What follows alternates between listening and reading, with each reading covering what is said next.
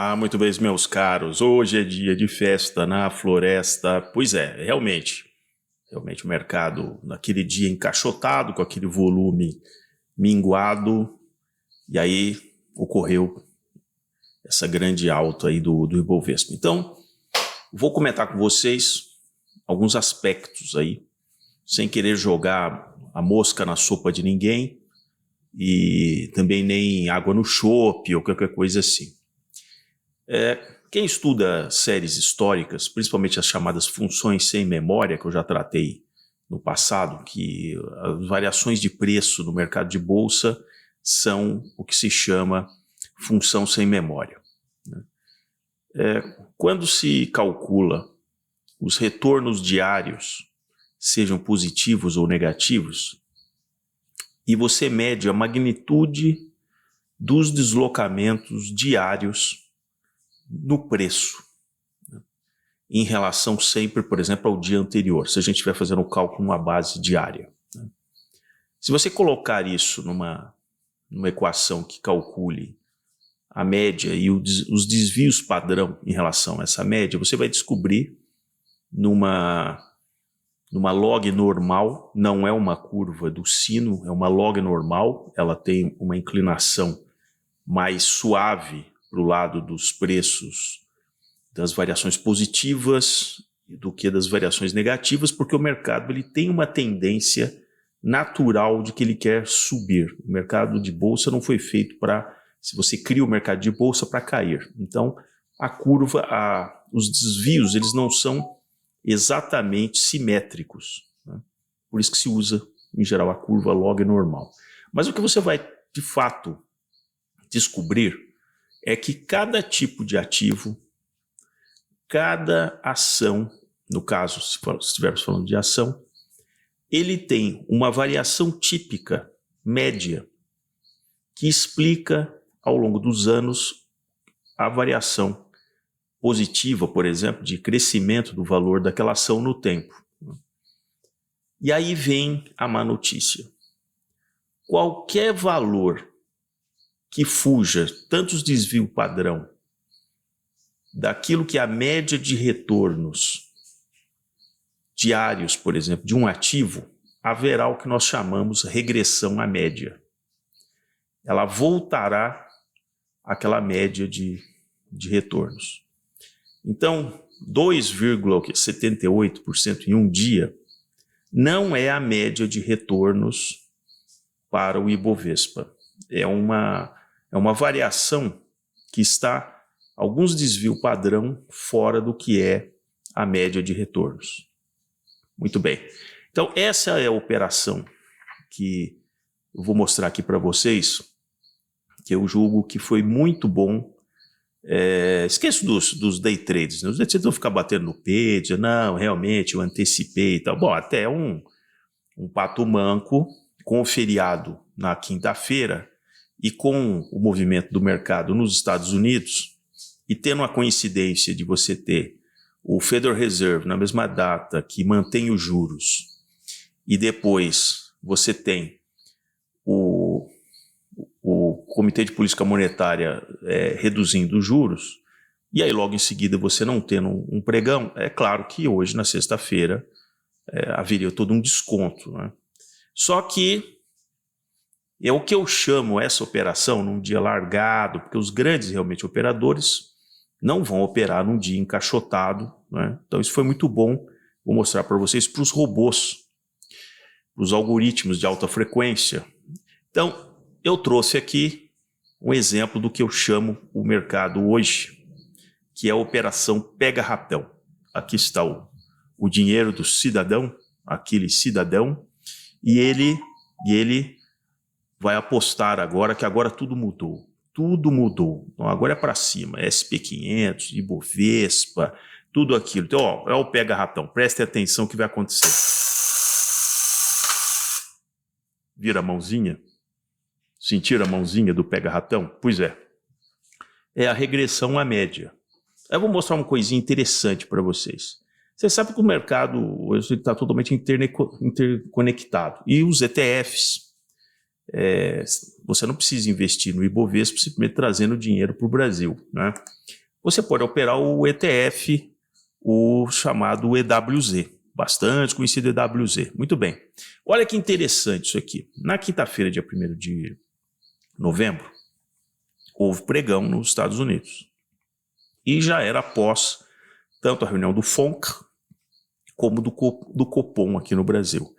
Então, o que vocês acham que aconteceu logo no dia 2? O dia 1 já havia sido um dia de... olhando o EWZ com o dólar se desvalorizando. Então, veja, há um gap. Isso aqui é dia 1 de novembro. E aí ele caminha aqui, isso EWZ. Mas no dia 2 de novembro, não houve negociação no Ibovespa, mas havia negociação do EWZ, certo? Veja o tamanho do gap. Veja o tamanho do gap. Isso aqui é dia 2 de novembro. Vejam, então já houve uma antecipação. Então o que aconteceu hoje é simplesmente o mercado indo corrigir isso, né? Em função do mercado ter ficado parado no dia 2. Aí tem esse gap e ele termina aqui, né, mantendo aqui uma valorização interessante, isso no dia 2 de novembro. E aí vem o dia 3, onde no dia 3 o Ibovespa volta, né, a bolsa volta a funcionar, a negociação, abre praticamente no mesmo patamar de fechamento do EWZ. Vejam a barrinha aqui do candlestick, a abertura, que foi o mínimo do dia na abertura, e ele dá uma porrada. É porrada, Paulo, como meus amigos carioca falam, é porrada, hoje é porrada, é claro, é porrada, né? Quem vocês acham que aproveitou, então, esse movimento desde o dia 1? Os robôs, que estavam operando não só o EWZ, como também, se eles quisessem, alguns ativos aqui no Brasil, uma vez que o câmbio também se apreciou em relação ao dólar, eles também ganharam em dólar, né? E é interessante que o EWZ, no dia de hoje, ele dá a porrada e aí ele estabiliza aqui. No final ele dá aquela enxugada no gelo, né? Mas também com uma alta substancial, tá certo? Então, o que nós temos aqui? No meu entender, os algoritmos, eles adoram esses momentos que fica fácil de você ter um direcional, porque se sabia que haveria uma euforia, igual a publicação de resultado de empresas. Vocês podem ver que muita gente opera os chamados eventos, quando empresas grandes vão divulgar o seu resultado, por exemplo, né? Se você analisar as opções nas datas próximas ao vencimento, há uma dispersão muito grande ali de negociação, tanto aqueles que acham que o resultado vai ser muito ruim, como aqueles que apostam que o resultado vai ser muito bom.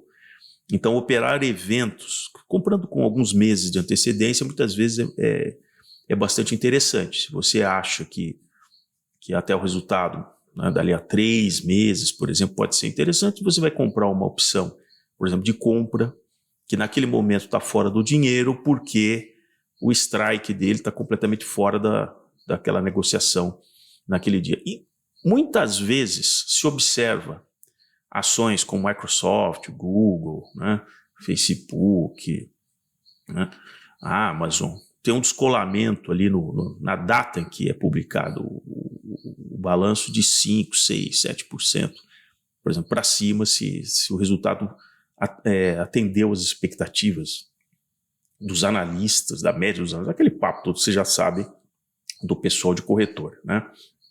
Ou o contrário também pode acontecer. Ela afunda 3%, 4%, 5%, porque frustrou. Esse resultado foi muito frustrante e tal, essa coisa toda. Então, operar eventos é bem interessante. Então, eu diria que na operação pega-ratão, que eu mostrei para vocês, os robôs já pegaram essa variação, né? Operaram nisso e já zeraram. Realmente eles não vão ficar o final de semana comprados nisso. Então o que ele comprou, tal, a partir de um certo momento você vê naquela estabilidade. Veja que nesses pregões não houve, por exemplo, uma aceleração no final do dia onde o cara quer comprar, não. Aí há uma estabilidade naquele último patamar no intraday, porque na verdade ele já está devolvendo e vai vendendo as ordens, vai vendendo os lotes, sem que pressione o preço. Ele fica monitorando também o preço, ele não pode forçar a mão vendendo tudo, porque na verdade ele vai estragar, né? Então no dia 1 e no dia 2, no dia 1, se vocês observarem, não teve essa coisa tão incidente, né? Ele até acelera mais para o final. Se vocês observarem aqui no dia 1, ó, você vê ainda uma certa tendência de aceleração nos últimos períodos aí do intraday, né? Já no dia 2, ele dá a arrancada inicial e no final ele fica bem flat, como a gente diz, né? Ou seja, ele já estava, né, também desovando posições, porque se não fosse assim, haveria ainda mesmo no final ele mantendo a mesma trajetória de alta que ele teve no miolo do pregão. Isso não aconteceu. E aí finalmente há ainda o último movimento aqui, mas rapidamente, muito mais cedo do que nos outros. Vejam que no dia 3, o movimento flat, ele domina, no caso aqui do DWZ, a maior parte do intraday, mostrando que já havia toda uma troca de posições. Então é isso. O que fica aqui para vocês é o seguinte: da mesma maneira que uma andorinha solitária não faz verão, como se diz o ditado, não é um pregão excepcional, né? Uma coisa assim que muda a trajetória dos fatos, né? Por quê? Porque haverá a regressão à média, em algum tempo a espuma, né? Aquela espuma toda ela baixa e ela volta para aquela média. Nós vamos verificar se houve de fato uma mudança de tendência, tanto para o SP500 e para o Ibovespa, nas próximas semanas, né? Porque se vocês acompanharam o discurso do próprio Powell, novamente ele foi extremamente, como se diz assim, prolixo naquilo que ele fala, né? Ele realmente ele não quer cravar que se não, realmente eu vou interromper, nós vamos interromper aqui. Por exemplo, por outro lado, ele não diz que chegou no topo. Quem está fazendo essa interpretação são exatamente a especulação de mercado, que é para isso que o mercado existe, é simplesmente para especular, tá bom? Então, mais uma vez, cuidado com a mãozinha, cuidado com a mãozinha, pega rapidão, tá certo, pessoal? Então é isso aí.